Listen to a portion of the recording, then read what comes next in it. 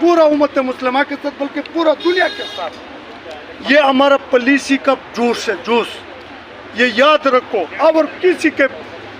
وس کا بات نہیں کہ ٹھیک ہو جائے گا، ایسے ہمارا تعلقات خراب ہوگا۔ مولانا نے تو حماس کے لیڈر سے ملاقات کیا، فلسطین کے ساتھ کھڑے، آپ کہہ رہے ہیں تم جاؤ تم بھی کر سکتے یہ ہیں، مائک آگے اچھا تم بھی جاؤ قطر میں بھی کر سکتا ہوں۔ اچھا 8 فروری کو تم اچھا ایک دیکھو، سوال کا جواب دیں، خان کے دور میں قبائل کے کیا حالات تھے، آج کیا اتنا حالات ہیں؟ خوبصورت حالات ہے کہ کوئی نہ خون نہ امن کا، نہ کسی کا خون چاہتا ہے کہ کسی کا خون وہ زمین پہ بلکہ پورے پاکستان میں نہیں بہا۔ عمران خان کے دور میں ہم امن تھے، دولت تو چھوڑو، دولت تو انشاءاللہ اللہ کے طرف سے دولت کا بات ہے، مت امن کا کرو، ملک کا کرو، اتفاق کے تحت کا کرو، یہ آدمی اتفاق کے تحت کا ہے، میں اتنا جانتا ہوں، اور پاکستان میں میں نہیں جانتا ہوں۔